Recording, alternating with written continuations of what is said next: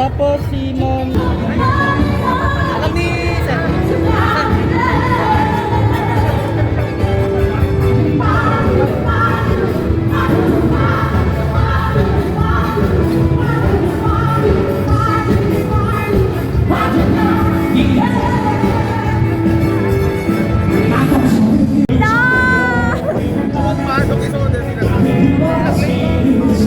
Basta ako.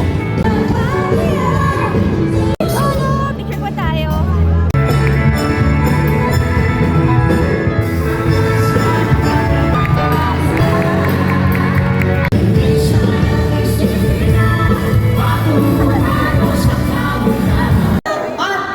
Ni Cecil, kundi Congressman Sandro, pagbalina ang kumantanan, ipaigit kayo pa lang amin.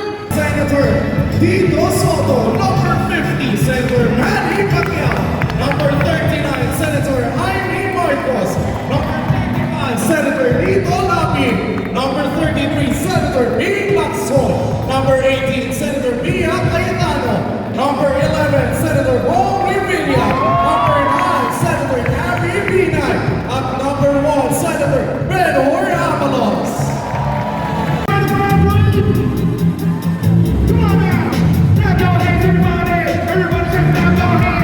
Kung nasaan ang ingay, meron akong ibibigay. Ito ba ang mga maingay? Ito ba ang mga maingay? Dito na ba ibibigay? Kung nasaan ang ingay, meron akong ibibigay.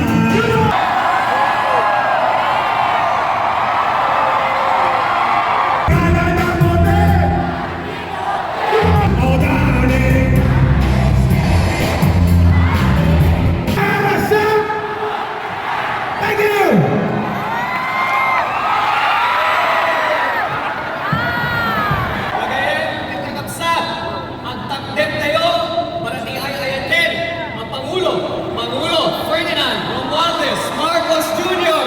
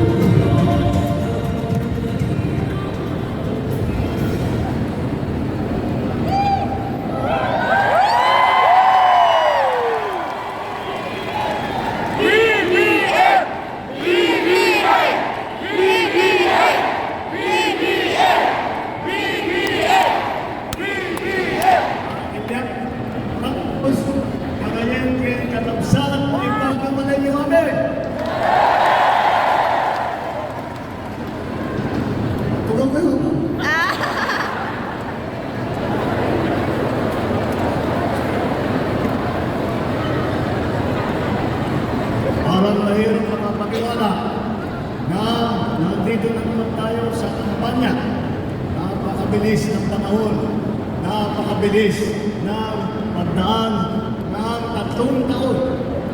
Akala natin ay magiging mas matagal. Nandito na tayo sa darating na halalan sa Mayo.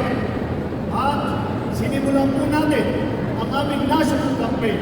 Kagaya po natin dito po sa ating minamahal na lalawigan na Ilocos-Norte. Nandito po ang aming ipinagmamalaki na mga kandidato para sa Senado. Ulit, pagkamaan po ang pansin natin sa ating mga kandidato para sa Senado, huwag po natin kaligtaan ang halos 18,200 na local executive na ating ihaharap sa Mayo. Nabanggit ko po ito dahil may pagmamalaki ng alyansa na kabilang ang may kumpletong ticket mula sa senador hanggang sa sangguniang bayan ng pinakamaliit na bayan ng buong Pilipinas.